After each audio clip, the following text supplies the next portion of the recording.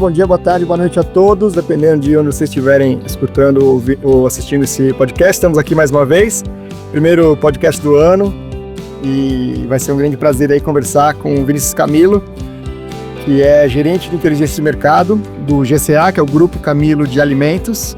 É uma empresa já bastante tradicional, né? Está sediada em Mandaguaçu, no estado do Paraná, e que foi fundada pelo saudoso Luiz Camilo, avô aqui do nosso querido entrevistado, em 1974. É isso, Vinícius? Exato, isso mesmo, Darlan. Que legal, que legal. Eu gosto muito de falar com essas empresas resilientes, né? Porque, afinal de contas, 74 para cá, você imagina o que o grupo já passou em termos de situações econômicas, que nosso Brasilzão, a gente é especialista em criar montanhas russas para os negócios, principalmente negócios de pequeno e médio porte. Então, vocês realmente aí, parabéns pela resiliência, né? 74 até hoje aí, 2024. Então, fizeram algum tipo de comemoração, acredito, porque, afinal de contas, comemorou-se aí um grande período de tempo e de décadas de sucesso. Hoje, o GCA tem 9 unidades, sendo que são 3 varejos, né? 3 supermercados convencionais ou supermercados, 6 atacarejos já em funcionamento e o 7º atacarejo que vai ser lançado. Quando que vai ser lançado, por favor, Vinícius? Nossa previsão, Darlan, é de novembro desse ano. Novembro desse ano, então mais um aí para a família e que muitos outros venham a ser abertos aí, quem sabe não só no Paraná, mas em outros estados. Então, estou aqui agradecendo o Vinícius Camilo. Nós somos, eu posso dizer, já parceiros já de algum tempo, né? Fazer aqui uma menção bem rápida, porque não é o foco, mas o Vinícius Camilo, o Grupo Camilo, né, de alimentos, é um cliente da Leaf, e isso é muito legal. E ele foi realmente quem capitaneou todo o processo de decisão até nós nos tornarmos parceiros. Mas hoje a gente vai falar de outras coisas, não só dessa parceria. Aliás, a parceria, a gente já mencionou ela. Vamos falar de outros aspectos, outros pontos, porque você é um varejista, logicamente, com bastante experiência, e a gente quer entender um pouco aí da tua experiência, dos teus insights aí para o nosso público, tá bom? Então, muito obrigado, em primeiro lugar, por esse tempo de você aí, para a gente estar conversando. Bem-vindo. Muito obrigado, Darlan. Eu também gostaria de agradecer você aí pela oportunidade que a Leaf está me dando, né? E de expor um pouco da história aqui do Camilo, um pouco das nossas perspectivas. É muito bacana a gente, sempre quando a gente puder contribuir por meio desse podcast que vocês estão fazendo, eu acho que é muito legal, muito relevante, porque nesse meio aqui do varejo, todo mundo se ajuda muito. Eu tenho muito benchmark, eu faço muito, até mesmo na contratação da própria ferramenta, nós fizemos muitos benchmarks com outras empresas, até para a gente sentir mais confiança na própria contratação. Então eu agradeço, bem-vindo a todos aí que estão escutando aí também um podcast, espero que seja de bom proveito a todos. Com certeza vai ser, e vai ser uma conversa muito legal. Bom, vamos começar falando, logicamente, do Vinícius Camilo como profissional e contar um pouco da sua trajetória até chegar na posição de gerência de inteligência, que eu acredito que hoje, com o mundo da tecnologia, é um dos cargos mais chave dentro de qualquer negócio varejista. Qualquer negócio em geral, mas aqui a gente está falando do varejo e especificamente do varejo brasileiro, né? Então, para você contar um pouco para a gente, por favor, para quem está aqui nos ouvindo, nos assistindo, como é que foi a tua trajetória até chegar a essa posição aí de gerente de inteligência, Vinícius, por favor. Legal, bacana. Como você já pontuou bem no início, é uma empresa familiar. Ela foi fundada pelo meu avô lá em 74, em 80 foi a nossa primeira loja de varejo, bem quando estava mudando essa forma de fazer o varejo. Antes era um balcão, né? Em 80 nós efetivamente era o cliente self-service, que ele ia na gôndola, né? Então essa história começou lá atrás, e aí meu pai e meu tio eles foram para outra cidade justamente para abrir esse primeiro varejo aí, com o capital que meu avô tinha feito lá em 74, e aí assim, somos uma empresa familiar, o negócio sempre teve muito ativo dentro da família. E quando eu nasci, né, eu tenho mais 2 irmãos, tenho vários primos também, que a sociedade são de 4 irmãos, todos os primos trabalhando dentro da empresa. E muito cedo nós vimos a necessidade de fazer um programa de sucessão, por assim dizer. E muito cedo, eu lá com 12, 13 anos, já começava a trabalhar, claro, não é um período todo, né, mas eu ia para o supermercado para trabalhar, para fazer alguns servicinhos assim mais simples.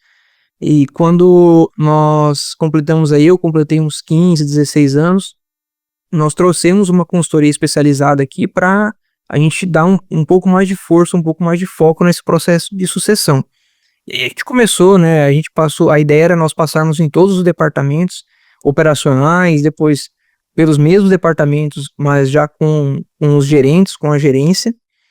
E ao final desse processo, a ideia era nós assumirmos uma responsabilidade como gerente, que é onde eu estou hoje. Então, depois aí de um processo de quase 15 anos, fazendo trainee, tendo experiência fora, que também é um requisito desse programa trainee, eu criei esse departamento aqui, né? Na verdade, eu criei o departamento em si, agreguei alguns departamentos que existiam dentro da empresa, criei alguns outros, né? Abaixo da inteligência de mercado. E aí eu já tô 3 anos nesse cargo aqui, mas o objetivo principal do trainee mesmo é a gente fazer nós nos tornarmos diretores aí, posteriormente aí, investidores e sócios do negócio. Então, ainda não acabou, essa jornada ainda vai por pelo menos mais uns 10, 15 anos, viu, Darlan? Sim, com certeza. Mas é muito legal. Eu tive o prazer de estar aí com vocês no final de 23, se não me engano.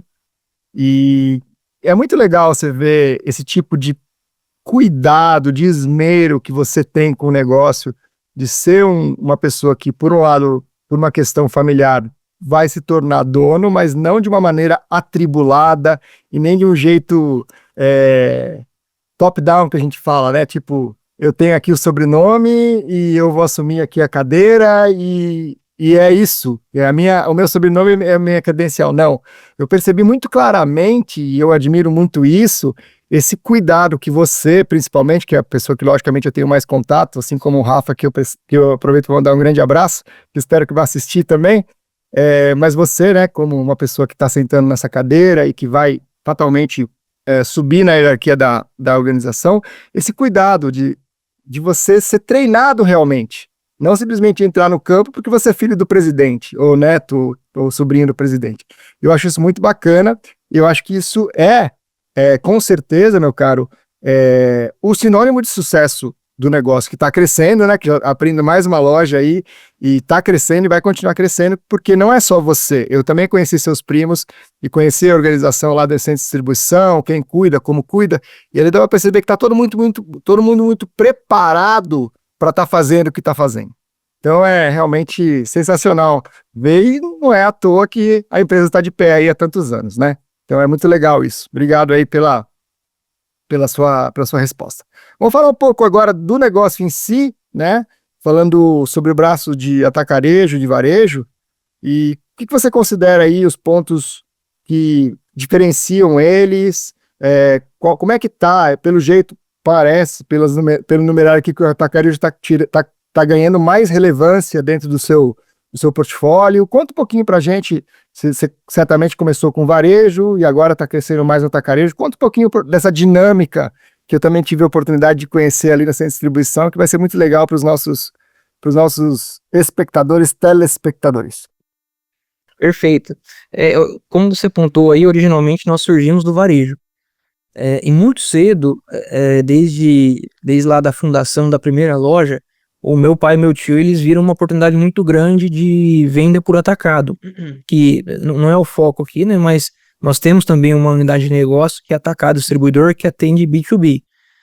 E aí eles começaram a comprar volume, né, na época da inflação muito alta, eles compraram volume, eles pagavam à vista, né, e aí já na semana seguinte a mercadoria já estava valendo lá, sei lá, 15, 20, 30% a mais. Eles contam muito essa história. E aí, além da gente vender no próprio mercado, nós também fazíamos essa venda por atacado. Era tudo pedido tirado à mão, notinha, era tudo no fio do bigode naquela época, viu, Darlan? Certo. E assim, então a gente tinha os dois extremos, nós tínhamos o varejo e nós tínhamos o atacado distribuidor. E o meio termo aí seria o atacarejo, que é você atender, né, de forma aí, a volume, ou também viabilizar para o consumidor, pessoa física. E, salvo engano, 2017, nós viramos a nossa primeira loja, porque nós estávamos enfrentando muita concorrência ali e a gente acabou virando, né? E a gente viu que o negócio dava certo, porque assim que a gente virou a bandeira, nós vimos que o volume aconteceu. E não era uma loja assim muito grande, né? E assim nós começamos a abrir lojas em atacarejo. Então essas lojas que nós já começávamos desde o projeto, desde a planta, com atacarejos, nós já tivemos assim uma experiência de volume de venda muito maior. E como a gente tinha já esse braço de atacado, para nós foi meio que natural esse movimento, né? Da gente oferecer mais volume para o nosso consumidor com um custo, com um preço mais atrativo. Então, para nós essa evolução foi uma evolução meio que natural, até porque também foi bem na época que nós pegamos aí esse boom do atacarejo em si no Brasil, e foi uma época de sensibilidade muito grande a preço, até hoje, né? O consumidor brasileiro é muito sensível a preço, a ofertas e tudo. Então, o atacarejo em si, na nossa experiência, ele tem se tornado assim um dos negócios principais do negócio. E é claro que você tem algumas dificuldades, porque você vem com aquela mentalidade varejista para o negócio. Nós sofremos um pouco ali no início, mas depois que a gente foi ajustando custos, ajustando volume, ajustando aí sortimento, estrutura de loja, posicionamento de loja, nós começamos assim a enxergar que o atacarejo ele tem o seu público, ele tem o seu perfil, e a gente só precisava ajustar as políticas internas aqui para poder conseguir alcançar o resultado. Legal. Muito bom. Me fala um pouco da sua visão. Vamos abrir um pouquinho a lente, né? Fazer um zoom out aqui. Você acha que, pelo que você vê no seu estado e também conversando com outros varejistas do Brasil, você acha... Porque eu lembro que quando surgiu o atacarejo, todo mundo falou assim, nossa, vai ser isso a grande tendência. Depois houve, parece que uma acomodação em relação a essa questão entre varejo e atacarejo. Qual a tua visão nos próximos 5 anos, por exemplo, em termos de... split de negócio, né? Ou seja, divisão de negócio para quem tem, né, um grupo que nem de vocês e outros grupos que você conversa, tem alguns que estão indo mais para o atacarejo mesmo e abandonando o varejo, está sempre tendo um equilíbrio, ou o varejo está voltando com a sua força de tradição. Como é que você vê isso em termos de Paraná e também, se você tiver alguma outra visão de colegas aí de outros lugares do Brasil, também é super bem-vinda essa sua visão, por favor. Perfeito. O que nós vemos aqui, né, Erlan, pelo menos nas praças onde a gente analisa, onde nós atuamos, tá? Nós vemos que tem potencial, sim, para abrir mais varejos, né? É mais uma questão estratégica mesmo do negócio, nós optarmos por ir pro atacarejo, tá? O nosso perfil hoje, falando em Camilo, em GCA, é nós atuarmos em várias cidades de médio porte, aí até 60, 70 mil habitantes, um pouco maior do que isso. Então são cidades assim onde os grandes atacarejos eles não estão atuando. Então nós vemos que tem muito potencial nessas cidades aí, nessas cidades médias para grandes, para o nosso perfil. Nós vemos que tem sim muito potencial ainda para se explorar o atacarejo. Agora, por exemplo, quando a gente pega uma cidade como Maringá, que é uma cidade aqui mais próxima de nós, que ela é referência e talvez até nacionalmente, você vê que tem muita oportunidade de varejo também, tá? Lojas bem localizadas, com terrenos um pouco menores, tem potencial, tem espaço para isso também, tá, Darlan?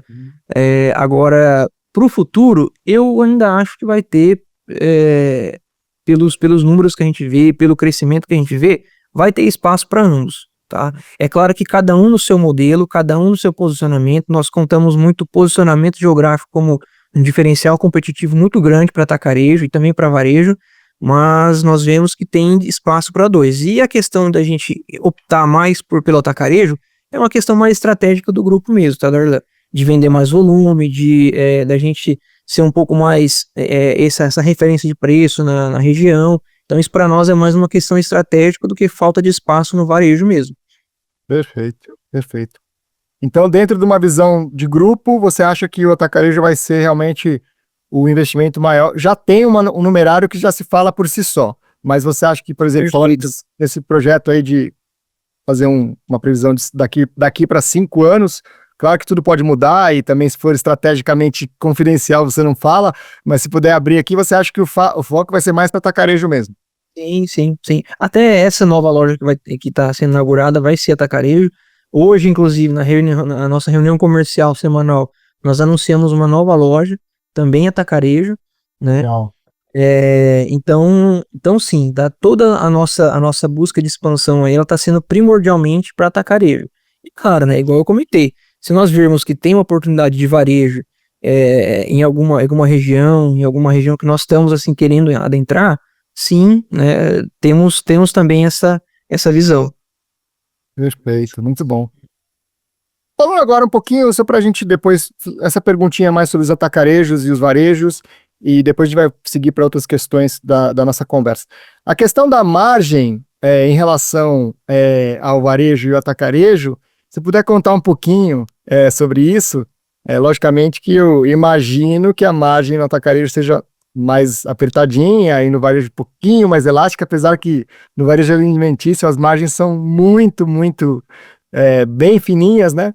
Mas se você puder contar um pouquinho da política, não da política, mas da visão sua sobre as margens nesses dois negócios, como é que é um pouquinho essa visão sua sobre esse assunto, por favor, Vinícius? Sim, sim.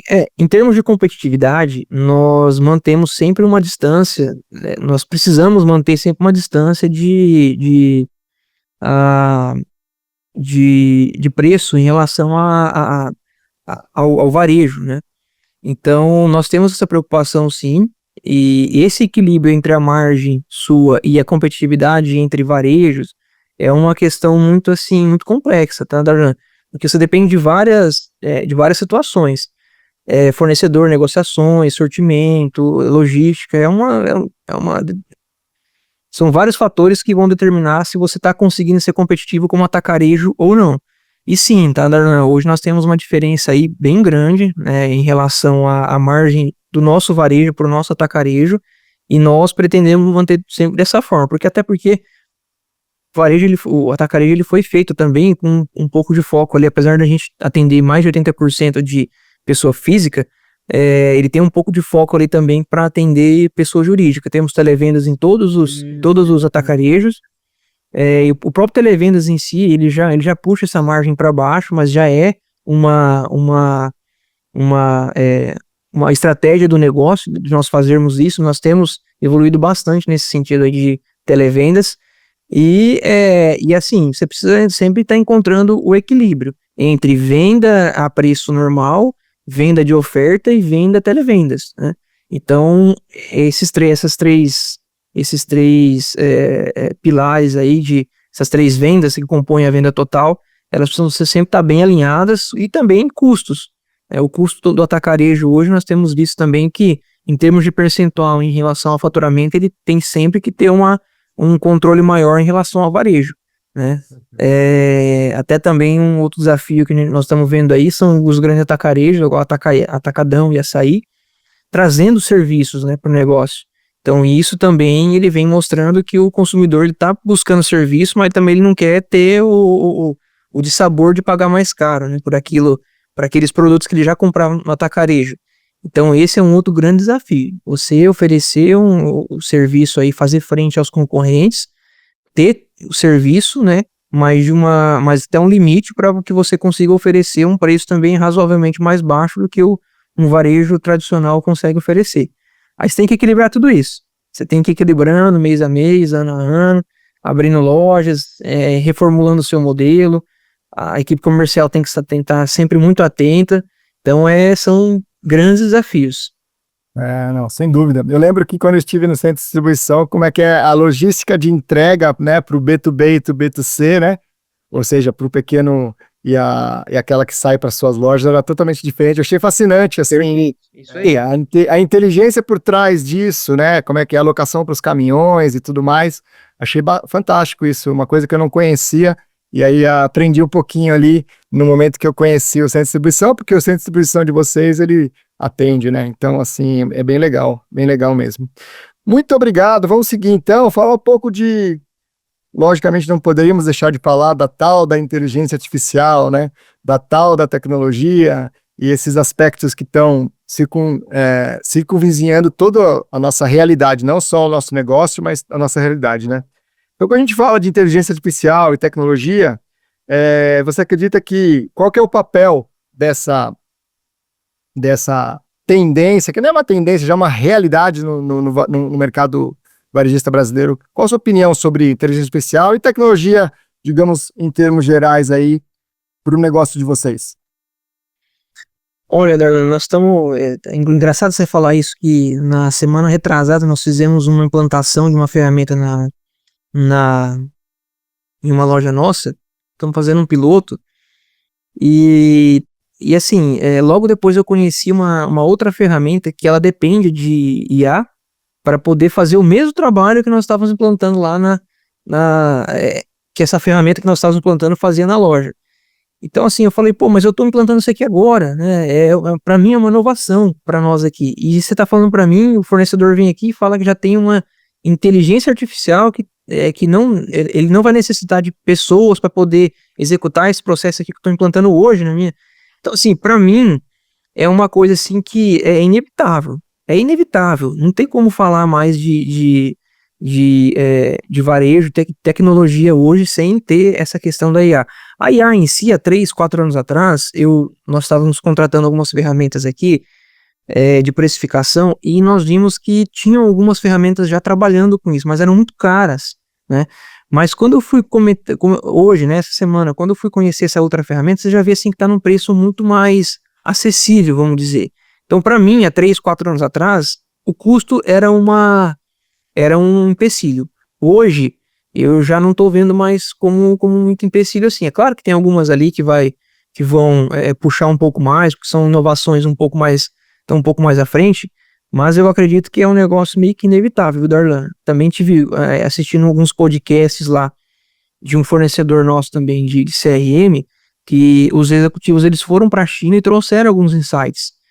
Paz, é um negócio assim que parece que é um filme, sabe? Aqueles filmes futuristas que você assistia 20, 30 anos atrás, tá tudo acontecendo já na China. E tudo utilizando inteligência artificial dentro do varejo. Eu acredito que é só questão de tempo para chegar aqui um pouco assim, um pouco de tabu, né, para alguns supermercadistas, porque muitos supermercadistas são igual ao nosso tour aqui, que é familiar. Tem um fundador que lá já há 60 anos, 70 anos, ou está na segunda geração. São poucos os varejistas que estão assim, estão nessa pegada mais de muita inovação, muita IA dentro do negócio, mas eu acho que é só questão de tempo, até as novas gerações, né, poderem assumir aí para poder essa IA ser trazida para dentro desses negócios para poder ajudar a gente aí. Perfeito. Eu estou 150% de acordo com você. Eu falo, logicamente, com varejistas de todo o Brasil. E um dos pontos que eu gostaria de ressaltar dentro da nossa parceria é a maturidade de processo dentro do negócio do grupo do GCA. Por que eu falo isso? Porque eu converso com varejistas de vários tamanhos. A questão do tamanho ou do faturamento é importante, lógico, que o cara tem que ter capital para investir no que ele quiser, seja fazer um folheto ou colocar a publicidade dele na televisão, ou para investir, ou também para fazer tudo, né? Mas eu acho que mais importante do que a grandeza, o volume do negócio, é quem está dentro do negócio entender exatamente o que você já entendeu. Que não vai ter jeito. A tecnologia saiu de um aspecto periférico do mundo varejista para um aspecto central. E Isso mesmo. Quem demorar mais para entender isso vai sofrer mais num futuro próximo. Porque não tem jeito, é inevitável. É um caminho sem volta realmente. E é o que eu sempre falo internamente, ou quando eu converso com pessoas do mercado, a aquisição de uma ferramenta tecnológica, seja a Leaf, seja outras, não vai muito ao encontro do faturamento? Claro, tem que ter investimento. Mas mais do que isso é cultura organizacional e maturidade de processo. Quando você tem cultura organizacional, maturidade de processo e condição de investir, você tem essa tríade que faz com que o varejista pense num investimento de tecnologia. E repito, aqui não falo só da Aleaf, falo de qualquer investimento. Você falou que está investindo em outras ferramentas de IA e tal, porque você é um cara conectado e ligado e sabe que não dá para a gente viver sem, né? Para o varejista viver sem. Então é muito legal isso, e eu detectei isso muito rapidamente, isso foi maturando na minha cabeça. A partir do momento que eu conheci essa operação, mais claramente, que não é uma questão de, essa loja, esse aqui tem tantas lojas, fatura tanto, esse aqui também tem, então estão mais ou menos na mesma linha de faturamento, de lojas, os dois vão investir em tecnologia. Lê do engano. Eu falei com pessoas do seu estado, que tem o mesmo número de lojas, e que ainda funcionam, como eu falo, né, com a caneta aqui na orelha, com todo respeito, tá? Não estou aqui, quiser continuar com a caneta na orelha, siga e boa sorte. Mas investimento em tecnologia não é mais uma questão de escolha, é uma questão de sobrevivência. Esse é meu ponto. E acho que corrobora muito com o que você pensa, né, Vinícius? Perfeito, perfeito. Um dos grandes desafios que eu tive quando eu assumi essa gerência aqui foi justamente correr atrás da tecnologia. E tanto, né, Darlan, que a gente, na época da contratação da Aleaf, nós fizemos aí, jogando baixo, umas 20 ferramentas, umas 20 reuniões, para a gente ter certeza de que realmente ia atender, porque uma vez que você coloca essa ferramenta para dentro, é assim, bichão, você tem que fazer o negócio funcionar. Você investiu para integrar, você investiu o tempo da sua equipe, você investiu esforços para você buscar a melhor ferramenta, e de agora para frente a gente precisava.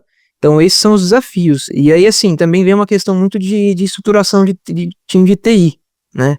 A nossa TI também, ela precisou se modificar muito durante o decorrer do tempo aí, porque não era só o meu departamento, eram vários departamentos que estavam com necessidade de ferramentas, e aí essa necessidade de integração, de troca de dados, de conversa entre times de TI, ela se tornou cada vez mais evidente. E hoje, assim, o dia a dia da TI é praticamente quase todo aí fazendo o dia a dia de integrações com outras ferramentas.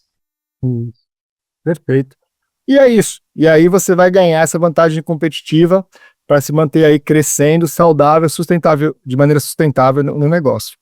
E eu acho que é uma estratégia importantíssima e, como eu falei, sai do periférico e entra num ponto central aí de qualquer negócio varejista, né? Bom, já falamos um pouco de inteligência artificial, tecnologia. Vou fazer mais uma pergunta aqui que vai ao encontro. A gente já meio que visitou esse assunto, mas em termos de barreira, né? O que você acha que é uma barreira que é grande?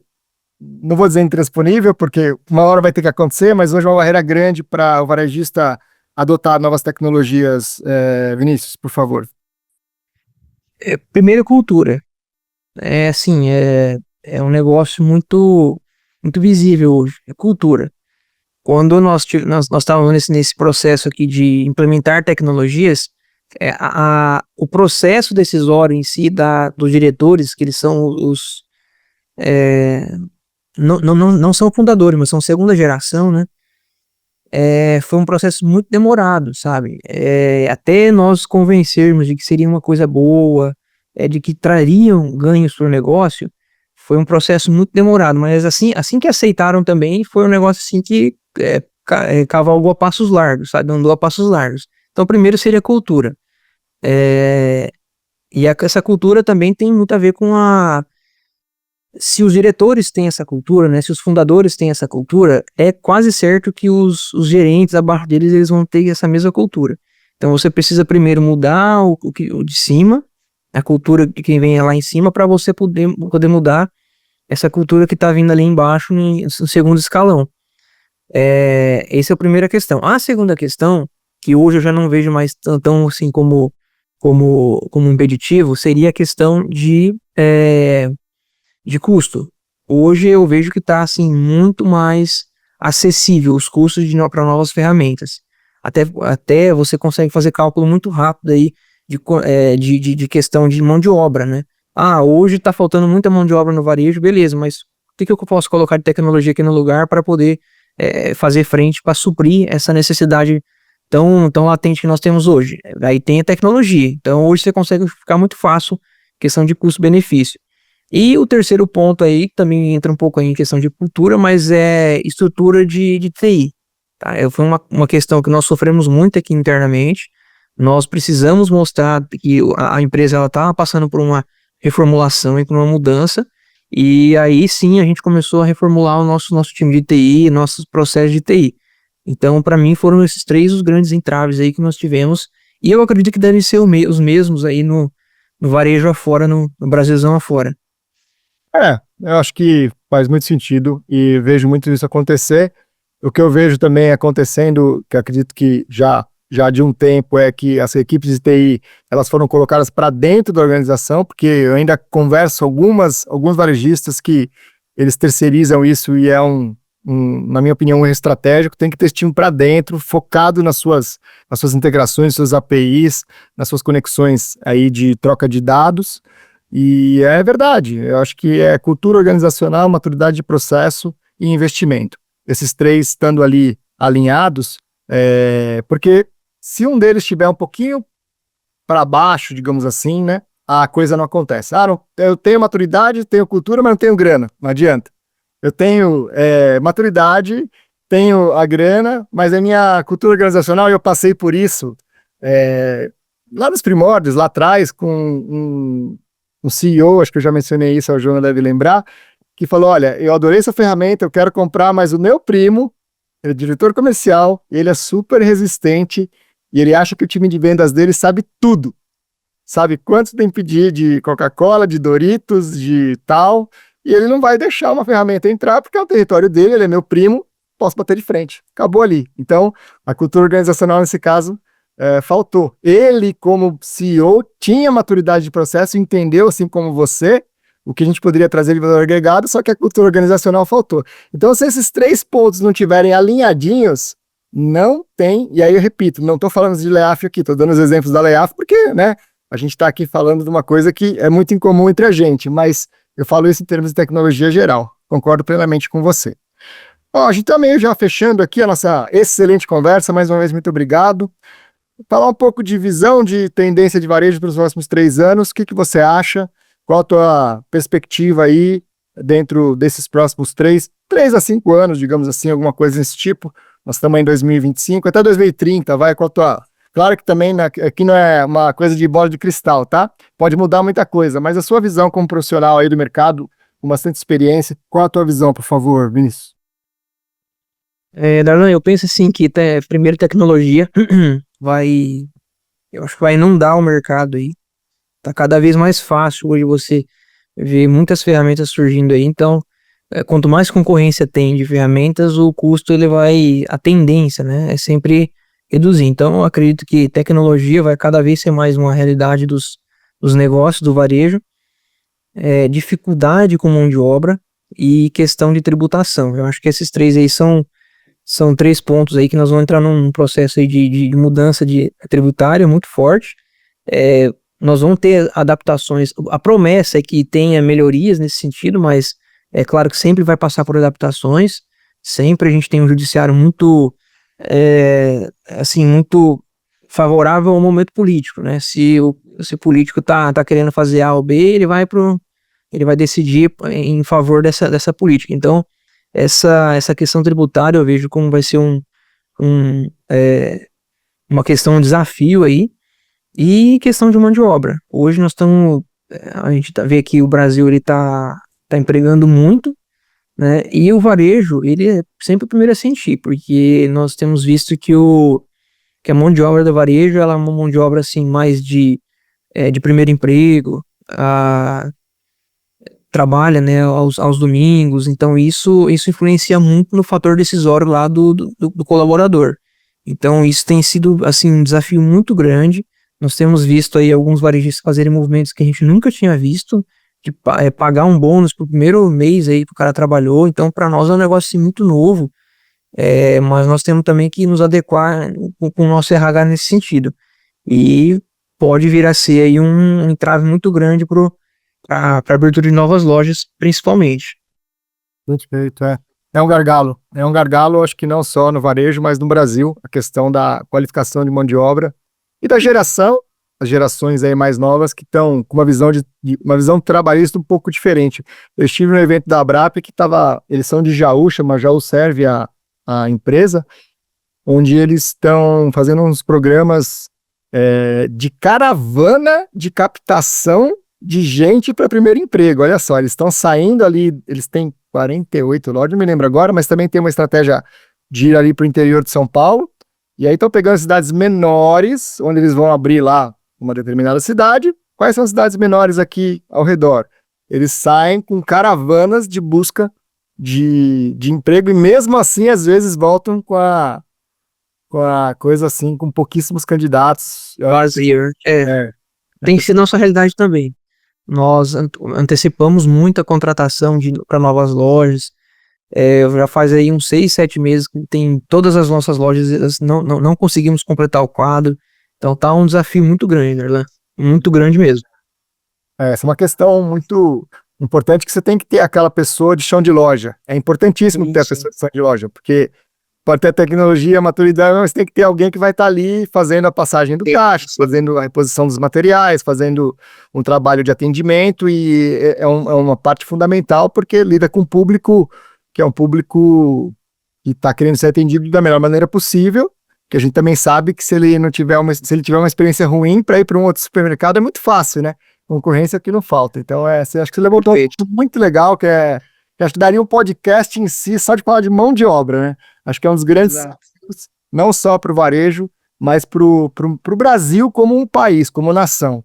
É uma questão assim que acho que levaria ali mais um podcast só para falar disso. Muito interessante o assunto.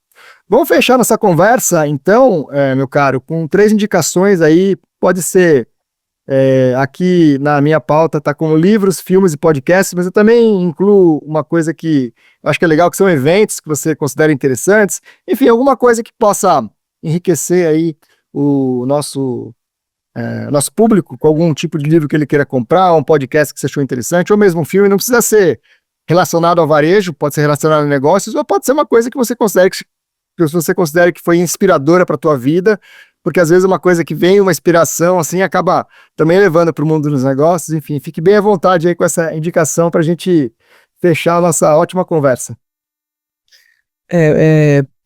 2 livros aí que eu tenho para recomendar. Um chama A Meta, e o outro que é a autobiografia do Sam Walton, né, que esqueci o título agora, mas é a autobiografia dele, ele mesmo escreveu. Então para quem tá no varejo, eu vejo assim que é um aprendizado muito grande. E essa é a meta. Ele conta um pouquinho sobre produtividade, e é um negócio assim que a gente consegue, um livro, esse é a meta, né? Ele é um livro que ele é técnico, mas ele é contado em forma de narrativa. Então, para quem não é muito chegado à leitura aí, eu acho que vai se dar muito bem com esse livro. Também não é um livro muito grande aí, mas ele ensina conceitos muito bons sobre produtividade, que você consegue aplicar em várias situações aí, até mesmo do varejo, indústria, enfim, em várias situações. E assim, eventos, né? A gente tem os eventos aí da APAS, no caso aqui a APAS, né, do Paraná. Eu acho que são sempre eventos assim que você tem que estar sempre conectado para poder saber o que está vindo de inovação, conversar com os fornecedores para entender como está a perspectiva de mercado deles. Então, para fazer sempre esse benchmarking, né, tem sempre muita ferramenta, muita tecnologia nesses eventos. Então, sempre nós aqui, inclusive, nós estamos fortalecendo cada vez mais. Os nossos gestores, eles estão indo nesses eventos cada vez mais.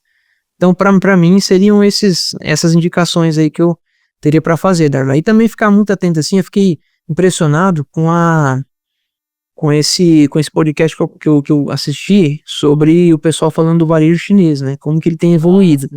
Então, se tiver alguma oportunidade também de ler algum conteúdo nesse sentido, de saber o que eles estão fazendo, é muito bacana, porque você vê que eles estão à frente do mundo, assim, em termos tecnológicos, há muitos anos, tá? Então, seria muito bacana também consumir algum tipo de conteúdo nesse sentido. Legal. Deixa eu ver aqui, confirmar com você. O livro do Sam Walton chama Made in America? Isso mesmo, esse mesmo. Legal. Eu fiz aqui uma pesquisinha rápida, então Depois nessa edição vai colocar a arte dos livros e o livro da Meta do Eliyahu M. Goldratt e Jeff Cox. É esse mesmo. Meta, um processo de melhoria contínua. Muito interessante. Perfeito. Já vou colocar aqui para mim em biblioteca também, viu? Porque me parece aqui muito interessante. Ficção de negócios que se tornou o fenômeno de vendas no mundo inteiro e revolucionou o modo de pensar a gestão de empresas e mercados. Ótima indicação. Aliás, as duas, e que eu acho que vale a pena aí colocar no radar das leituras aí do ano de 2025. Bom, muito obrigado mais uma vez pela excelente conversa. Sabia que ia ser uma coisa muito leve, muito tranquila, pela nossa proximidade. Agradecemos demais aí que você participou do convite. Agradecer a Joana também aí pela parte de técnico, podemos dizer assim, no nosso podcast. E em breve estaremos nos encontrando aí, assim, seja em eventos, seja numa visita aí no grupo, ou se você vier a São Paulo, fique à vontade para a gente entrar em contato. Então, um grande abraço e que você tenha muito sucesso e tenho certeza que vai ter aí com o crescimento do GCA. Obrigado, Darlan. Obrigado a todos aí que ouviram o podcast. E também gostaria de agradecer a Leaf, né? Porque a gente tem essa proximidade, internamente nós ganhamos muito com ela. E, enfim, espero que seja de bom proveito para todos que tenham assistido aí, que possam tirar lições valiosas aí. Obrigado, Darlan. Obrigado, pessoal. Valeu, pessoal. Até a próxima. Um grande abraço a todos e estaremos em contato, Vinícius. Valeu. Até mais. Tchau, tchau. Tchau, tchau.